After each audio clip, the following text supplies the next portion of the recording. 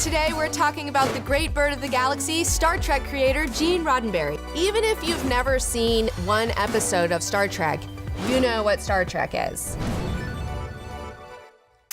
Today on the show, we're reviewing Logan, plus bonus review of the comic Old Man Logan that is slightly based off.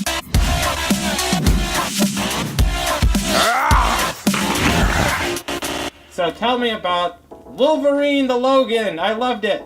So Logan is definitely the best Wolverine movie that Fox has made, by far and away. And it's definitely much better than most of the X-Men films, even though I kind of count most of the X-Men films as Wolverine films because he's pretty much always the main character. It's never really been about the X-Men. It's always been about Wolverine, specifically Hugh Jackman as Wolverine, because I will say Hugh Jackman has done such an amazing job as this character. He has just knocked it out of the park. I have so much respect for him for like how he has respected the character of Logan and taken it seriously, and how like ripped he's gotten over the years. Like, oh my God. So what was the Logan movie about? Okay, so the Logan movie is set years in the future. Logan is older now. Professor X is older now. Some bad shit has gone down. The X-Men are no longer a thing, apparently. Is this in continuity with all the other X-Men movies? I mean, I guess so, yeah. So all the X-Men are dead? Yeah, I guess so. I mean, most of them. And the mutants aren't being born anymore. There's no more mutants being born. And it's kind of like this, I'm not gonna say post-apocalyptic, but it's like they live in this kind of dystopian kind of society now. What's that mean? Dystopian is where like things haven't fallen through, it just sucks. You know, like apocalyptic, like everything's fallen apart. Dystopian, things haven't fallen apart, they're just not like awesome. It just kind of sucks. How is that different than what we have? Well, no, we're definitely entering a dystopian future right now. Yeah, I mean, we're on our way. Oh. Yeah, which could turn into an apocalypse. I don't know. You know, I mean, anything could happen. Everything's up for grabs right now. So it's wild times. Embrace the chaos. So Logan is now an Uber driver of the future. He drives around in a limo. He's got a limo that he drives around. And he picks all these assholes up, and he tries to take care of Professor X with Caliban. Caliban is also hanging out. He used to be a Morlock. Is Caliban a real character? He is a real character. What does he do? He was a Morlock. He was a part of the Morlocks who lived underground in New York and like was a part of that whole thing. What did the Morlocks do? Well, the Morlocks were all the kind of ugly, like homeless mutants that weren't like sexy and awesome that Professor X just kind of let fall through the cracks. We can't save everybody. And if you're a rich dude, you're gonna find the best, hottest mutants, and he did. And the Morlocks are like the not hot, awesome mutants that live underground, kind of as hobos. So the people that have like 3 arms and green, weird, ugly skin. Yes, a lot of those. Yeah. Slime people. Slime people, yeah. Yeah, people that would get the expansion all slimy. Yeah, a few of those. Yeah, they're down there. What's his power? Caliban can like sense other mutants, and like that's his thing. Okay, you were telling me about the plot for Logan. Okay, the plot for Wolverine. Everything sucks. He's an Uber driver. He's fucking bummed out all the time. Professor X is deteriorating. He has seizures, which like fucks everything up. They don't have any money. They're just doing their best to survive. They're just treading water. And then Logan is approached by a woman, and she's like, I've got a job for you. I need you to help me. And he's like, I don't want any fucking trouble. I'm not in that business anymore. I don't know what I'm not Wolverine. I'm just some fucking guy. I'm just Logan. Leave me the fuck out of your business. And then he also gets approached by Donald Pierce, who is another character from the comic books. He's a cyborg. He was part of the Hellfire Club, but in this, he's a part of the Reavers, which I think Donald Pierce may be a part of the Reavers later on, but originally he was in the Hellfire Club. Does that bother you? Does that bother you that they didn't do it accurately to the comic books? No. I mean, I was fine with Donald Pierce. I didn't have a problem with that. Yeah. So, no, you didn't get me there, you know. I wasn't pissed about Donald Pierce at all. I think and I liked the actor, and I mean, the accent, he was kind of hot, you know. He's evil, but he's kind of hot. No, you're pissed about something, I know it. Well, we'll get to that. Okay. So, we find out that there's a little girl And this little girl needs to make it to this border. They gotta cross over to Canada.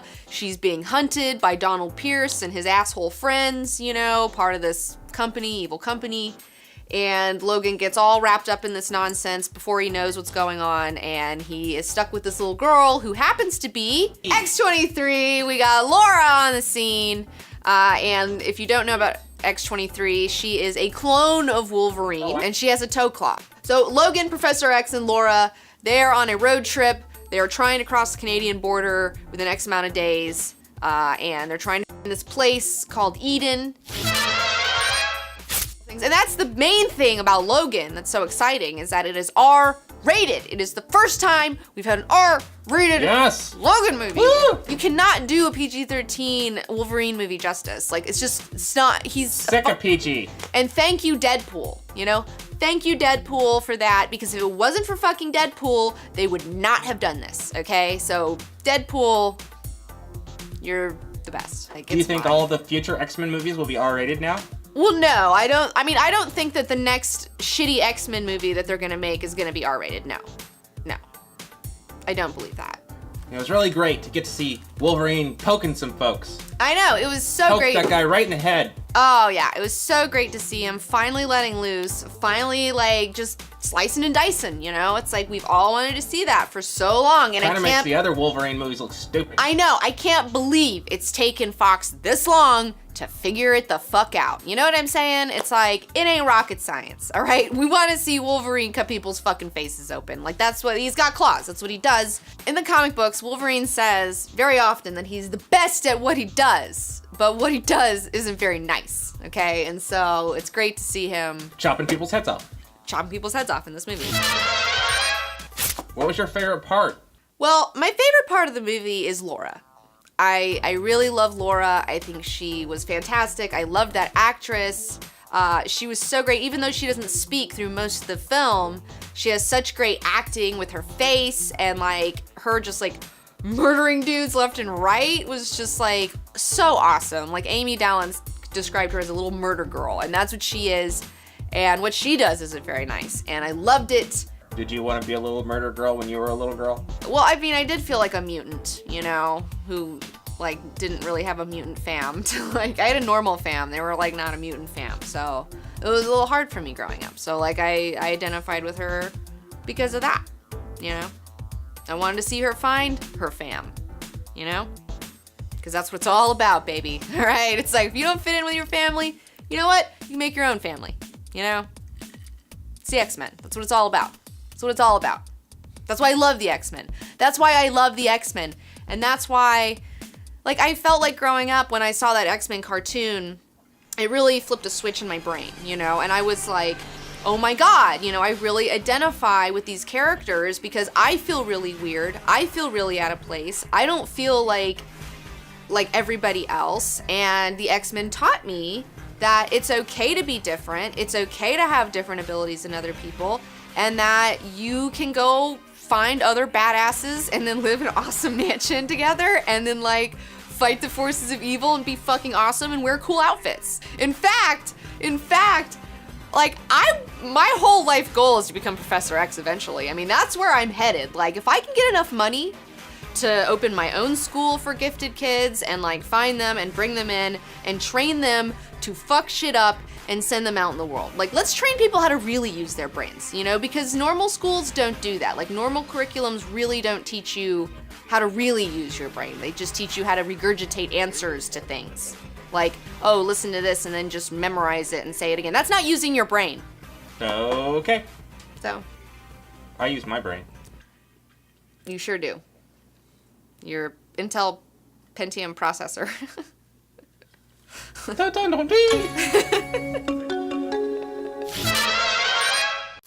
This movie talks a lot about masculine fears, a lot of male fears, you know, getting older, disappointing your dad, you know, not being strong enough to protect your child, like being tired, being fucked up from all this fighting you've had to do.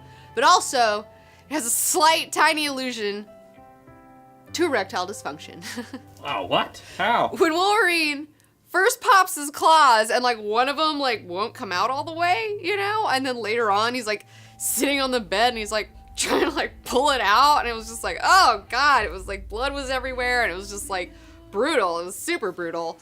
But that's definitely another masculine fear. You know, this movie encapsulated a lot of masculine fears. I don't have any masculine fears. Well, yeah, you're a robot. You're not a man. I'm all man. Well, you're a robot who identifies as a man. I'm the manliest man. Oh, okay, sure. That's why I loved Logan. Right. That's, you know, and I get it. Like I said, I get it, and I'm glad that you guys loved it. And I'm glad for you that you guys loved it, and I'm glad they made a good fucking movie that you guys fucking super dug. And like, even though I don't hate it, you know, I wish I had a little bit more redemption, but I get it. I liked it when you chopped the face off of that cowboy, mid-cowboy line. Yeah, that was pretty good. That was, well, a lot of chopping. All the slicing and dicing was great. You're biased. Well, it's true. I am biased. I am biased because I love the X-Men, and like, these are the Fox X-Men. These are not my X-Men. It's like, not my X-Men, you know, like that's me. Hashtag not my X-Men. They're not the true X-Men, okay? They're not the X-Men from the comics. They're not the X-Men that gave me hope as when I was a young mutant, you know, and I just feel like every time Fox puts out an X-Men movie, they just shit the bed, and I just get really frustrated with the whole situation. But this is definitely the best X-Men related movie that they've made. Like, this is definitely the best, but it's still not my true X-Men. Deadpool was good. Deadpool was good. I love Deadpool, and I gave a very favorable review to Deadpool because guess what? Deadpool's wearing his costume. Deadpool is exactly how he is in the fucking comic books. You know, like, he's just... And Colossus was cool, too. Colossus was amazing. It's like a Negasonic Teenage Warhead. I mean, they were so great. Like, they were so great, and they were fun. And, like, that's the main thing, is, like, the Deadpool movie, the main thing that I loved about it, even though it's a really goofy movie, yes, there are plot holes. Is it, like, a fucking genius movie? No. But it's fun. It's fun, and it captures the essence of the fun, and it captures the essence of Deadpool and what he's really about and how he really is in the comic books, and really represents him in a way that the X-Men movies have not represented their characters, you know? And in the X-Men movies, it's like, there's just a ban on fun, you know? It's just like, you cannot have fun in any X-Men movie at Fox. Like, you just can't. Well, don't you think they got Wolverine right? I don't know if they got him right. They made their own version of him that's a decent version, but it's not necessarily like, it's not like how Ryan Reynolds did Deadpool, you know? I mean, it's not quite right. All right, are you done bitching? No. She needs our help. Someone will come along. Someone has come along. So, even though the Logan movie is definitely the best X-Men related movie that they've made, even though it is really great on a lot of levels, for me personally, I didn't love the movie because I felt like it was very bleak. And again, it didn't have any of the hope that I'm looking for, and I felt like I was sold a movie that I didn't get. Because I see all of this really awesome marketing with, like, Logan, and he's holding, like, X-23, and he's, like, running with her, and, like, he's protecting this child, you know? And, like, you watch that trailer. That trailer is so amazing, okay? Like, that trailer is so good with the Nine Inch Nails, Johnny Cash song, you know? And it's just, like, it's just what they sold me was that Logan was going to, you know, get involved. And of course he's going to be apprehensive to get involved with this little girl, but that he was going to accept her, that he was going to protect her and, like, do his best, you know, and put away his bullshit and his selfishness and be a better man for this little girl. Like, this little girl was going to inspire hope in him so that he will be the man that he's never been able to be before. Like, he'll finally have a reason to be a better man.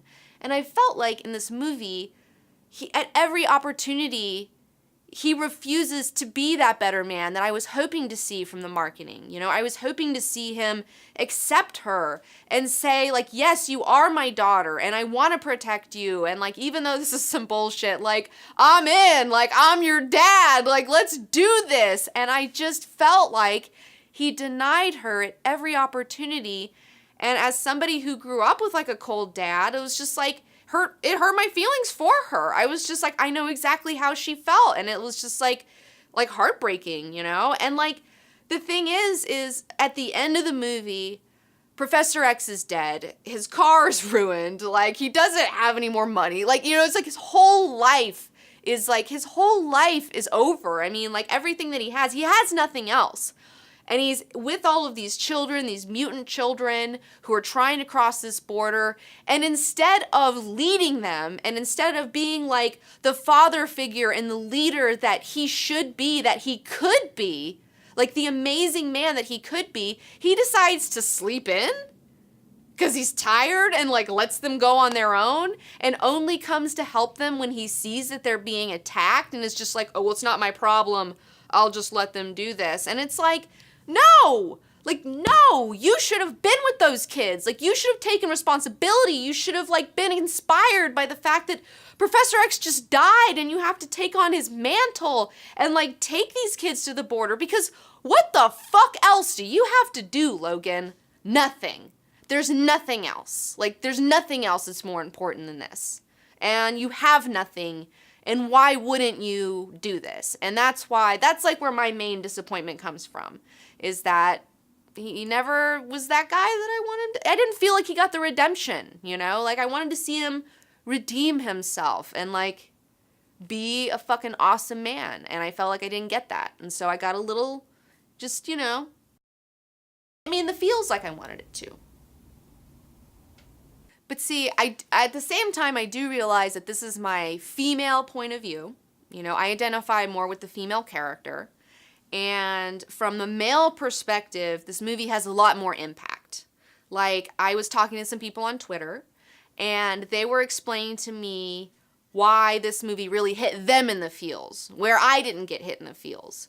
And one of the things one of my viewers brought up was that, you know, they are a Marine, you know, they have a daughter, they're a veteran, you know, and how Logan, like, this movie is an amazing metaphor for PTSD, post-traumatic stress disorder. And like, that's why he can't fight, is because he has PTSD. And like, that's really fucking beautiful. And like, that's really amazing. And they went on to talk about how tired they are and how tired they feel and how they feel like there is this war coming and that they don't know if they have it in them to continue to fight.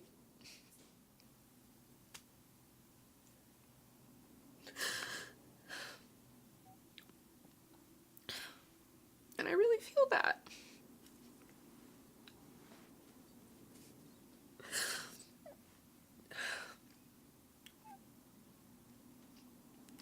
And I feel so bad that you guys feel that way.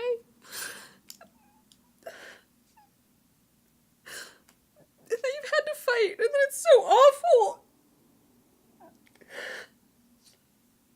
It's really upsetting. It's really upsetting, you know? It's like super not okay. I like totally get that.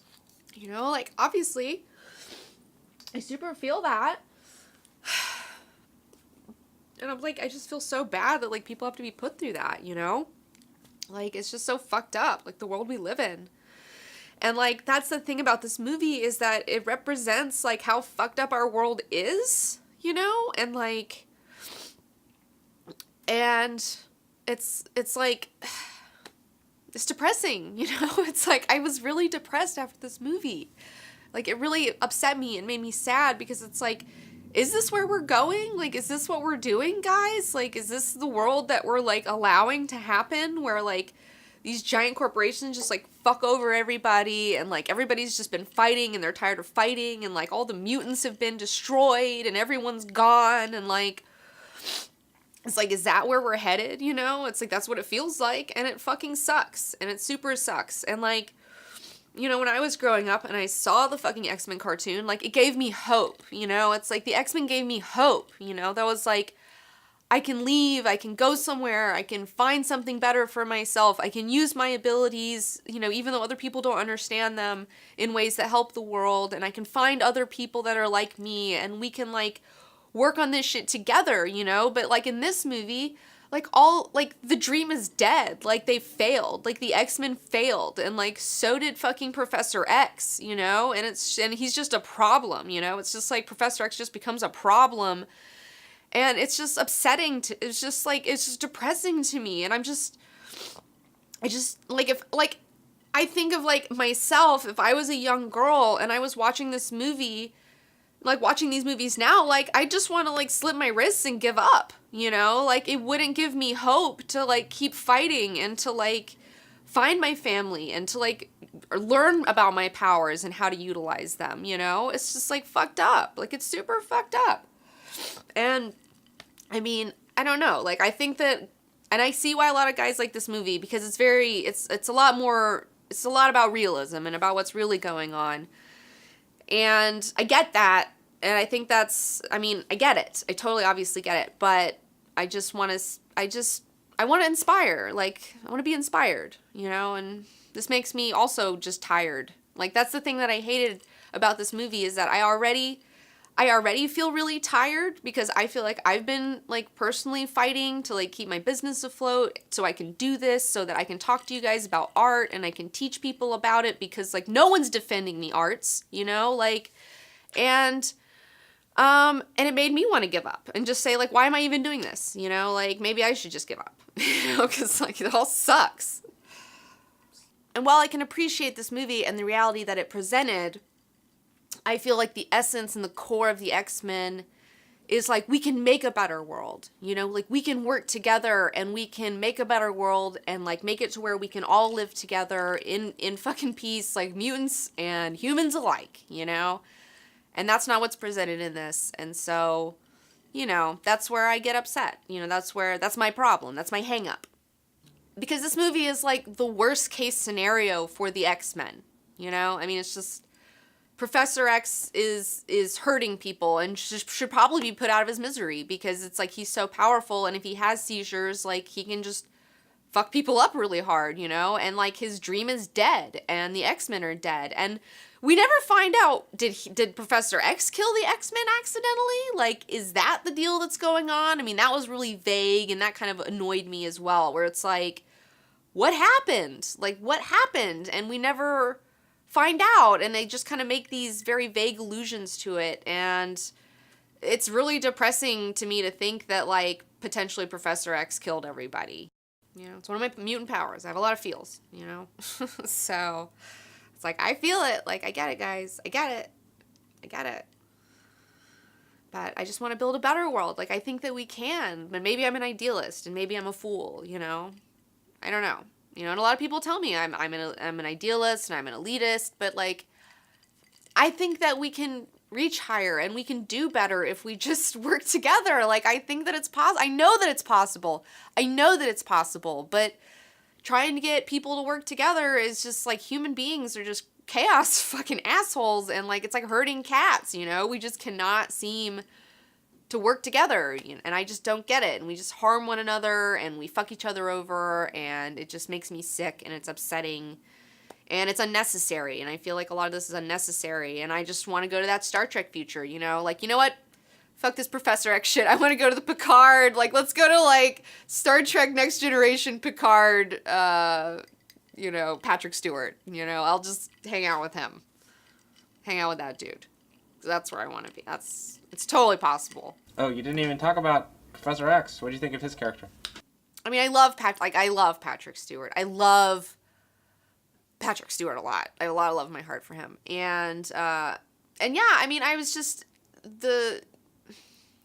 he was good. Like, he's always good. He's always amazing in whatever he does. He always gives 110%. And I thought he did a great job, and he was like, his performance was very, very touching, you know, and it also touched on getting old and like how scary it is, you know, and like dying and like all these things that are like mortality, you know, it's just like really fucked up. And like being a dad who's like a burden, you know, like being an old dude who's just like a burden on everybody, and like all this stuff. Like, I get it. I felt like too with his character, like the way he died, I was upset with like the way he was just like unceremoniously killed, and that was upsetting to me. Well, it's just depressing, you know? It's just, everything was depressing, and everything like took away hope, you know? It's like at every turn You know, like they go to the farm and they have this really nice dinner, and he was like, this is the best night like that I've had in like so long, and then he's just murdered. And then the whole family's murdered, and it just sucks. It's like, maybe the mutants should die because all they do is like get people hurt. And I hated seeing the family get hurt, you know, the farmers. It was just like, that's the whole thing. It just sucked. It's just depressing. It's really depressing. And I wanted something that was like I said, I just want to see Logan be a better man. And like rise above, you know, and get past the depressing shit. But like that's all Fox wants to do. And like okay, I guess that's the X-Men now. It's just depressing. I hated it.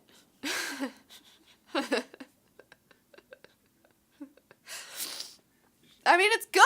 It is good. I mean, the thing is, it's well made. Like, I mean, it is. There's a lot of things that are great about it, you know. But it's just like not the message that I think that's needed right now, and it's not the essence of, you know, what the X-Men taught me, and you know, it's just I got a lot of weird personal attachments mixed up in this. So, you know, it's like I'm not your average viewer. Average people are gonna love it, you know. I mean, my sister loved it. So many people I know loved it, and they were like, "Oh, you're gonna love it so much," and then everyone was so disappointed, you know. And I was like, didn't love it. Yeah, and like even the metaphor of like he has to like, you know, Wolverine has his younger self that he's got to like kill or whatever, and he's just like this berserker. I don't know. I didn't like that very much either. I mean, I don't have a better suggestion, but Why? I don't know. I don't know. I just didn't connect with it. You know, it's like, it was just depressing. It was just depressing. Like, it was just more depressing shit, you know? It's like somebody took your genes and then made you again and then made you an asshole. And then you got to fight your asshole self. But it wasn't like in a really smart, intelligent way where it's like he's fighting his shadow self, you know? And there was no real resolution. He didn't help his self. His self just had to get shot in the head and killed. There was no helping that guy. He just had to be murdered because he was just a problem. Like every mutant's a problem, you know? It's fucking depressing. All right, tell me about the Old Man Logan comic. Well, if you didn't know, this movie is very slightly, tinily based on this comic in particular, Old Man Logan. It's a standalone comic. It's in its own universe. It's its own whole thing. It was kind of like a one-off kind of series. It's written by Mark Millar. Yeah, this is relatively recent. This came out about 8 years ago in 2009. And in this comic, it's also set, you know, like 50 years in the future or so. And Logan is an old man. But in this comic, all of the heroes, like there was this huge event where all of the bad guys got together and they killed like all of the heroes. And there's no more superheroes. Mutants are not being born anymore. And the United States has been divvied up between all of the main like supervillains. Like Red Skull has his area. The Hulks like have their whole area. Dr. Doom has his whole area. Like the Kingpin has an area. Like everybody's got an area. And it's very post-apocalyptic, super post-apocalyptic. But in this, it is also a road trip comic. You have Hawkeye, actually, and he's still around, and he comes to Logan. And Logan now is a simple farmer. He hasn't popped his claws in 50 years. He has a wife and 2 kids. And he is behind on his rent. You know, these giant, the Hulks, like, that own the land, like, they haven't paid their rent in, like, a month or something. Wait, Hulks own the land? Yeah, the Hulk banner was given, like, California and kind of the West Coast. And apparently he bred with his cousin Jennifer, who's She-Hulk, I assume against her will, and now has propagated an entire inbred family of Hulks called Green Necks. And they're just like inbred Hulks that are like crazy. Yeah. This comic is super out there, by the way. Like, I mean, they're not, like, Fox would never do anything that's like, They'll take the road trip aspect. They'll take the 50 years in the future, you know, they'll take that, but they're not gonna do this comic, like, ever. Okay, is that good or bad? Well, I mean, I don't know. I think it's a great comic, and I think that not every comic book needs to be turned into a movie, and you should just read this fucking comic book, because it's really great. So you should totally check this out. If you liked Logan, and you want to kind of see where it came from, I think this is definitely something you should check out. That's totally worth your read. I mean, I read it. You can read it in a night. It's not really long. It's not a big deal. Doesn't he fight the Incredible Hulk? He does fight Bruce Banner. He does fight Bruce Banner in the end. And Bruce Banner's, like, super old. And, like, he's super strong, though. He's, like, kicking his ass. And then eventually, like, Logan, you know, finally makes him angry eventually. And then he's like, oh, no, you know, you just made me angry. And he turns, like, super angry old Hulk. And then you just see this panel. The fight ends with, like, the Hulk just, like, eating Wolverine. So, yeah. Wow. Yeah, it's super nuts. It's, like, super crazy. But not before Wolverine, like, kills the entire Hulk clan. So, like, he kills, like, all of them. So it's, like... Well, that sounds dark and disturbing. Well, yeah, I mean, it's Mark Millar. So it's going to be, like, that writer in particular, he writes very kind of a little bit darker, a little bit weirder, a little bit grosser stories. So this kind of... It's right up. If you're into Mark Millar, you know, same kind of stuff, same old song, you know what I'm saying? But I had a lot of fun reading this, and I think you should definitely check it out. It's totally worth a read, you know, if you want to get into comics. And like I said, you don't have to, like, know anything about any other continuities. You don't have to have read anything else. You can just dive into this. It's a contained series. It's all in this one book. So you can just pick it up and read it and be done with it. There's no other things you have to go read afterwards. It's, like, totally chill. So it's a really great graphic novel for those of you who want to read a Wolverine story, but you don't want to get into the whole monthly situation. Where do you start? And, like, all that shit's a whole lot of crap to deal with. It's a whole bag of cats. This is just one cat versus a whole bag of cats. Okay, got it. So, yeah. Yeah.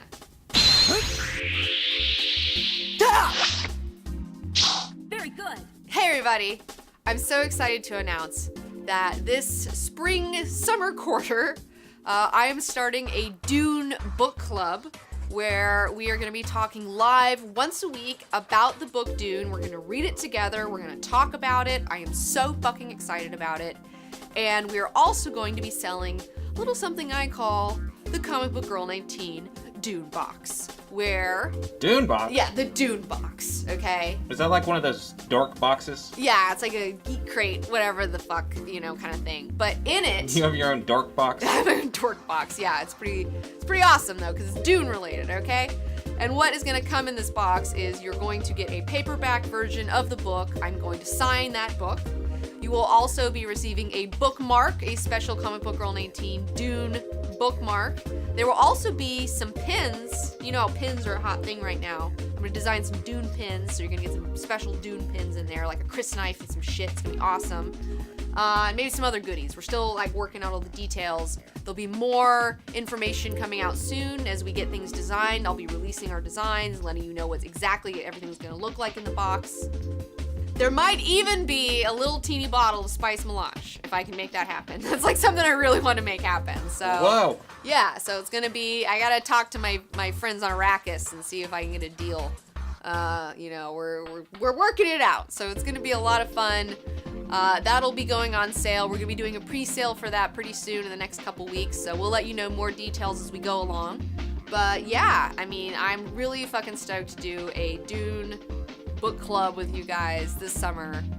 And the Dune box, like, the reason we're selling this is to help fund the show. So it's going to help fund the weekly Dune show and everything else that we do here and all the reviews. Because guess what?